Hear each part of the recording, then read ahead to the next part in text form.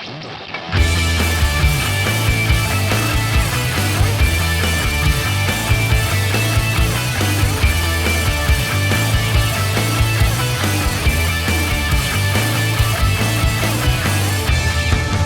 so now what we're gonna do is we're gonna go through a process that I like to refer to as walking the dog, or in this case, walking the drone.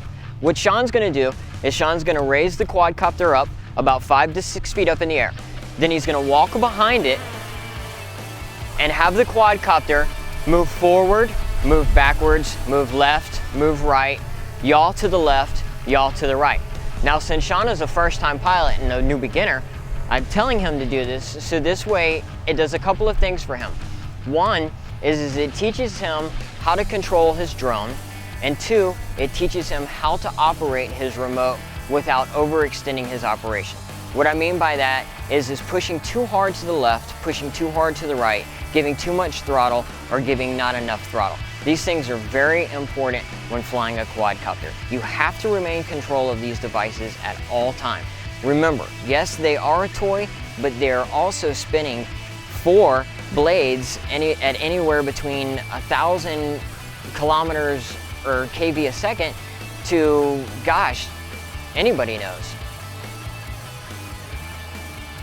For instance, the FPV racers. Some of those quadcopters have a kV rating of 23 to 2400 revolutions per second.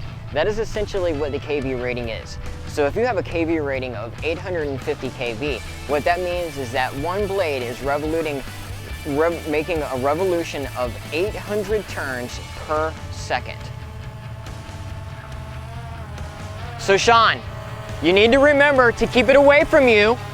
Always give yourself 5 to 6 feet worth of space. That's your safety zone. You never want to bring your quadcopter too close to either yourself or somebody else. Always keep a safety zone.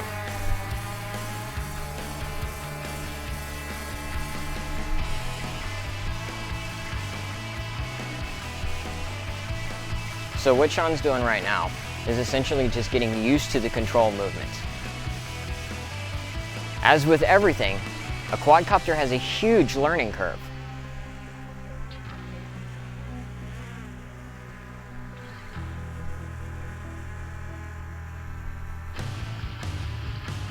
As you see, Sean is staying behind the drone, and as the drone's moving left and right, Sean is following it.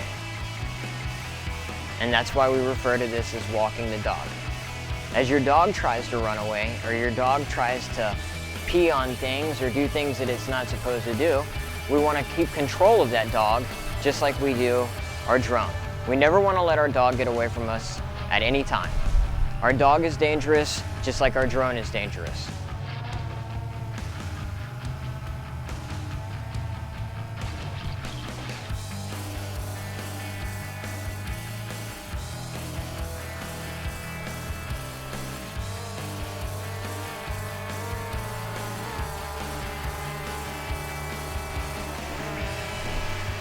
Remember to keep that safety leash, Sean. Not too close to yourself.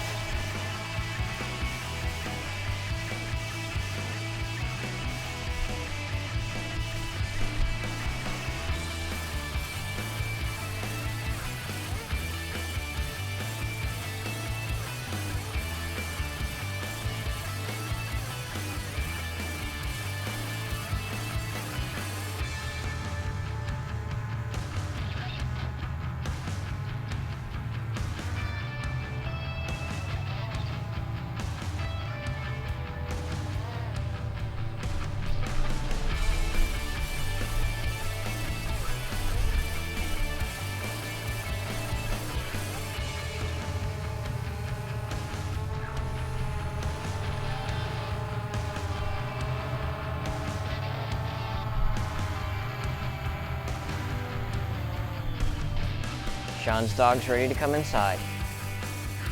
Good job.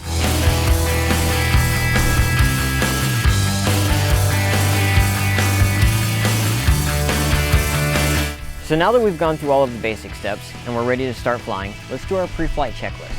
What you're going to do is check your battery power on either your Phantom or whatever it is battery that you're using. So if you use a standard LiPo, I highly suggest that you get a LiPo battery checker. So you want to turn your transmitter on. Always ensure that your transmitter is powered on first. Power up your quadcopter. And now what we're going to do is we're going to want to wait until we acquire a full GPS lock. How do we know that we have a full GPS lock? As you see, there's a light indicator here on the bottom of the quad. When they are flashing red, that means that you do not have full GPS lock. What that prevents you from doing is using your return to home function and flying at a stable flight as the GPS offers. And until you have that full green GPS lock, as we do right now, you do not want to fly and you want to wait. When the GPS has a full lock, you'll see that there are green lights flashing, indicating that you are ready and 100% good to go to fly. So now that we have GPS lock, let's go ahead and start it up.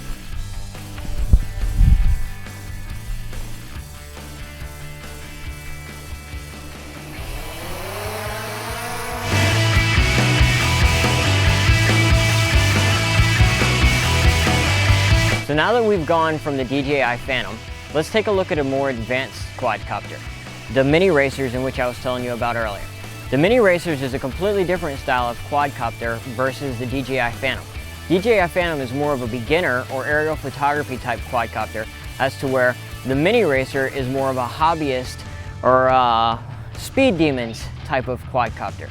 Now you'll notice that the flight characteristics are 100% different due to the DJI Phantom. And that's because the flight controller is completely different from the mini quadcopter versus the Phantom.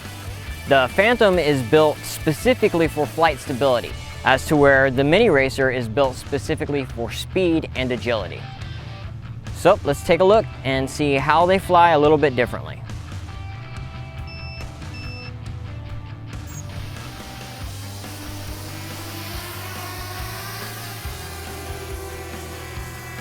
So you'll notice there are flight characteristics similar, as in it's got flight stability, but also what you'll notice immediately is if I give this guy a little bit of throttle, as to where the Phantom would just kind of float up, this is not like that. Let's give this guy some throttle and see what she can do.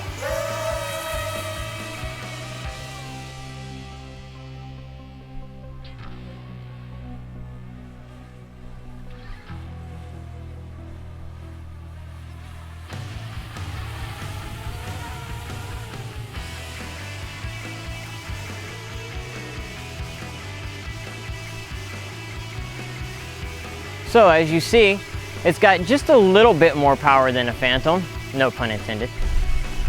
So let's give it a little bit of forward thrust and do a little comparison there.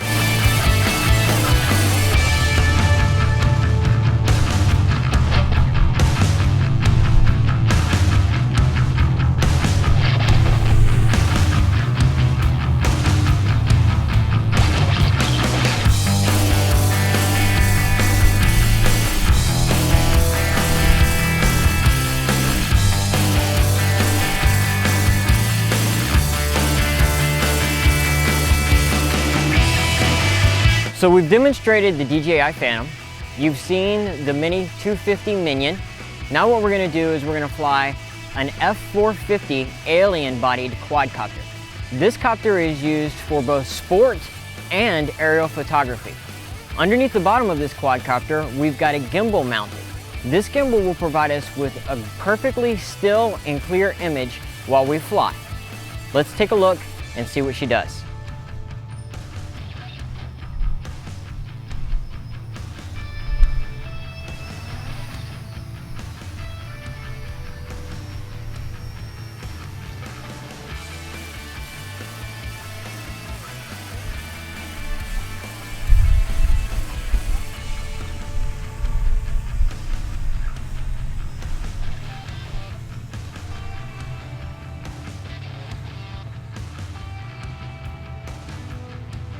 Now, as you'll notice through the video footage, that you've got a perfectly clear and stable image, even if the quadcopter itself is being tossed around by the air or the wind or whatever outside forces there may be affecting your quadcopter. So as you see from the video footage here, that even though the quadcopter may shake In the video footage that you saw from the gimbal, it's a perfectly stable and level image. So we'll shake forward and backwards, left and right, and you'll notice that in the image that you see, the image is absolutely perfectly still and a beautiful quality image. That is why many people choose the F450 style frame. It's a great frame, it's inexpensive, and it's easy to build and easy to start on. Now we've demonstrated the DJI Phantom, the F250s, the F450s, the racer style quad, and the aerial photography style quad.